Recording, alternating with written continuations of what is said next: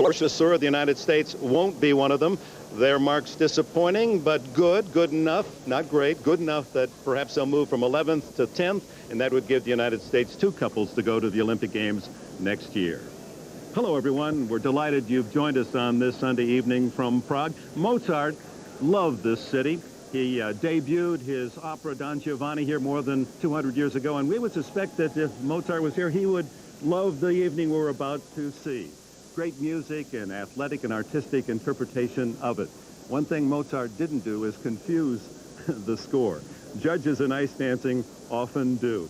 And Sandra Bezic, that is the only knot in the whole problem this evening. And Dick, you're right to be confused, but you don't have to understand judging to appreciate ice dancing. When you combine the influences of ballroom, ballet, and theater with the speed and flow of ice, put that to music with a man and a woman, well, you know, the results can be remarkable. All right, you talked me into it, you fast-talking son of a gun. Let's look at the standings, the top 4 going into this final free dance. And the big question here, can the Finnish couple, Rakamo and Coco, they're currently in 4th place, deny a 1-2-3 Russian sweep? Heavy favorites for the gold, Maya Usova, Alexander Zhulin, a husband-wife combination from Moscow. They're in 1st place. And with more on the dance couple to beat, let's go to Gail Gardner. Thank you, Dick. The Russian team of Usova and Zhulin have been skating together for 12 years. Perennial bridesmaids, they've been waiting their turn. Well, that change finally took place when they won the European Championships this year, but that has not been the biggest change in their lives.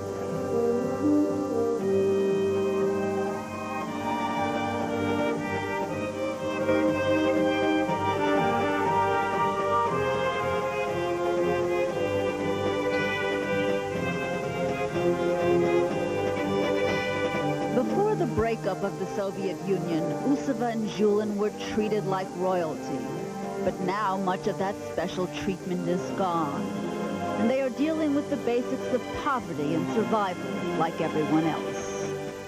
We have a problem in Russia now because too many problems. Problems life, problems food, problems with ice, problems with money. All times problem. Their coach, Natalia Dubova, is now working in the United States and brought them to America after their home was robbed. We come back after World Tour to house and just, I don't know, what is this word? It's lights. Just one light, it's never more. And so we opened the door and nothing, absolutely nothing. Yes, it's life. It's second time in Russia we have the same problem. So they followed Dubova to Lake Placid, where they now live and train. They continue to push forward, but life is certainly much more joyous. From the dark end of the street to the bright side of the road, we be lovers once again on the bright side of the road. We decide to go with coach to stay in the United States for practice, for training until Olympic. And now we stay here 6 months. We have a terrific life and it's very good everything. Very good everything, yes.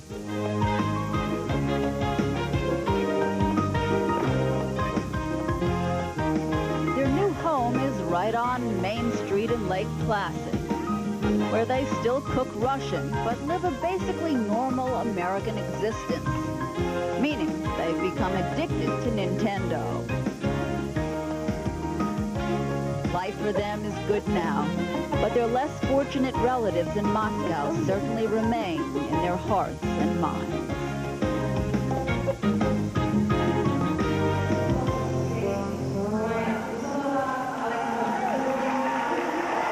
Usova and Zhulin, their 12th skating year together.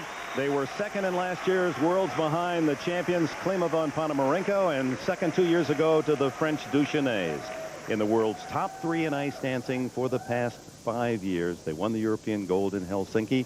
Is this their year for world gold?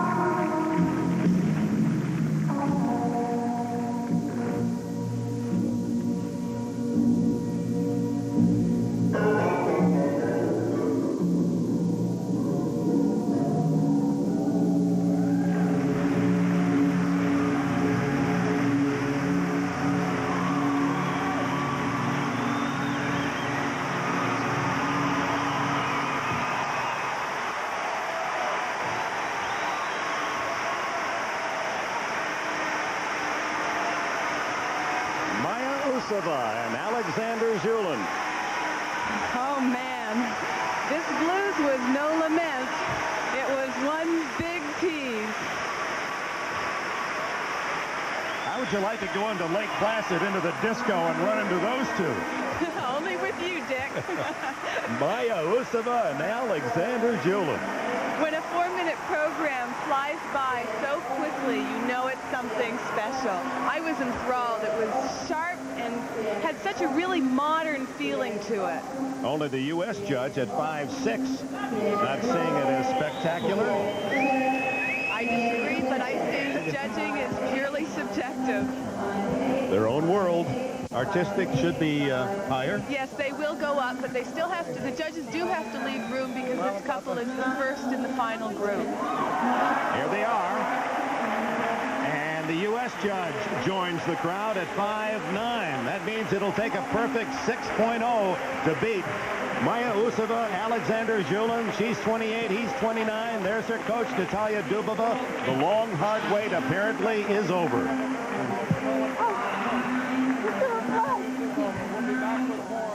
Moscow, young couple, the latest in the long line of Russian ice stand success. In third place, Krylova and Fedorov. She's only 19, he's 21.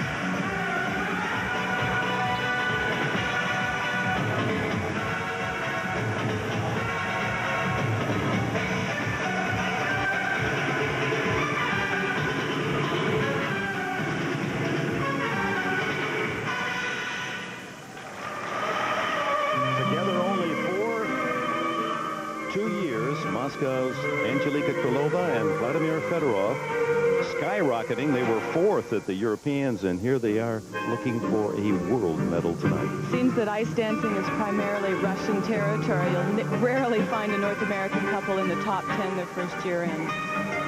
And here they are battling for a medal.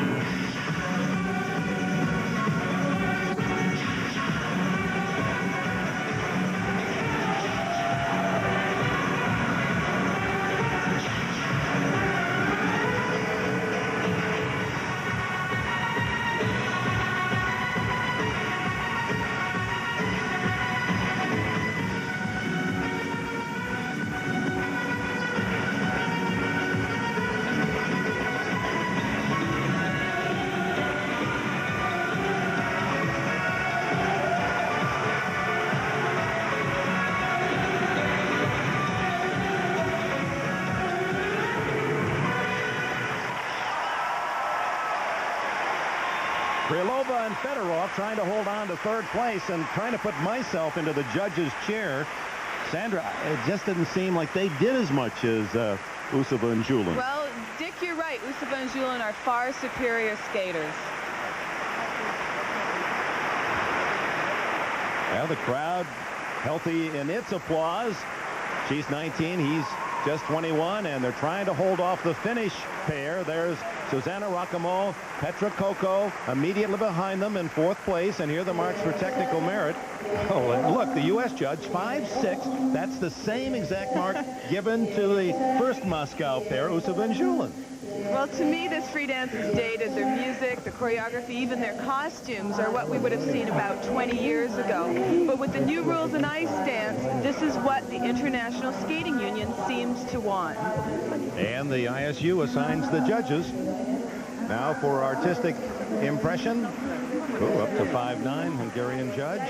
Those are good, and that'll be very difficult to beat. And the couple that is aiming at third place, and Krylova and Fedorov. There they are from Helsinki, Susanna Rakmo and Petra Koko. Popular around the world, they'll skate next. To capture the architectural beauty of this magnificent city, give you a glimpse of the magical spirit that can be felt throughout Bohemia. But there is another side to Prague. Chicago famous pizza, dobrý den. How about Basic Instinct? Strawberry shake or strawberry? Strawberry, yeah.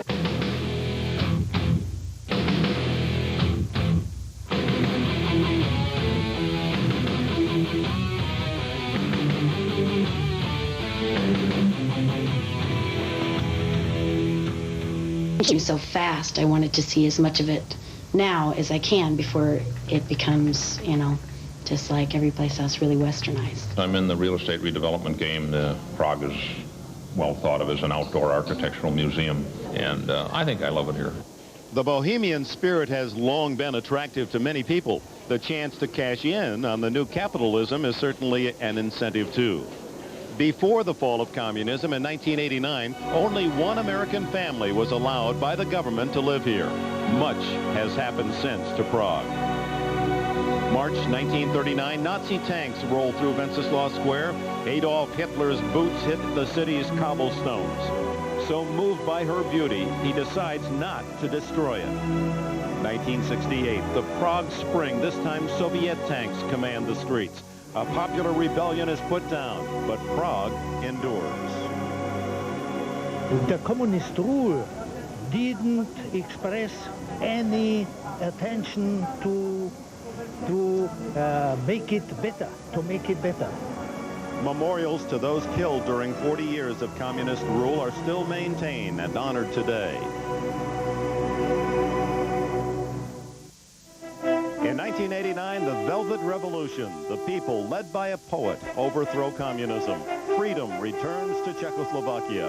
And the change continues. Earlier this year, the country peacefully splits in two. The Czech Republic and Slovakia are born. The economic situation is improving in the Czech Republic, and the West is welcome. I very like all these changes after the revolution because I get a beautiful job, so I have many opportunities. Something absolutely beautiful. Their leader, Václav Klaus, keeps telling them it's going to be hard, and everybody keeps saying, yes, we know, let's just get on with it.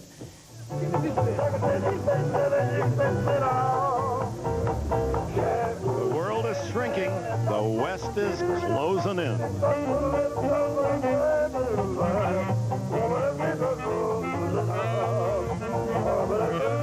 And back here at the Ice Hall, a couple that can dance to Dixieland, or as they will tonight, to a symphonic poem. Susanna Rakamo and Petra Koko.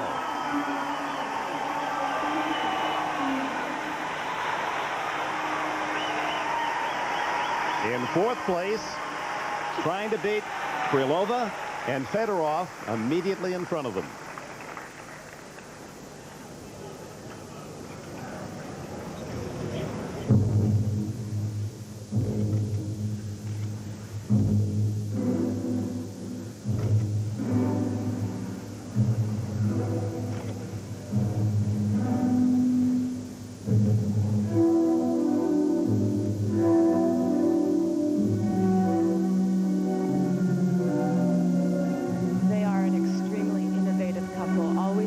pushing their creative boundaries.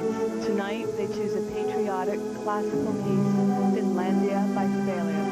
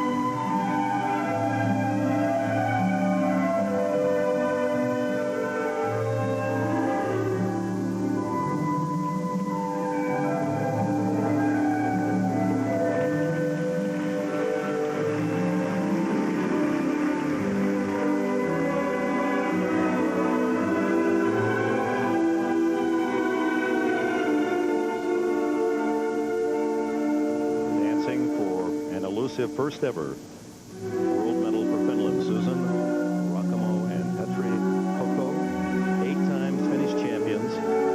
They're in 4th place.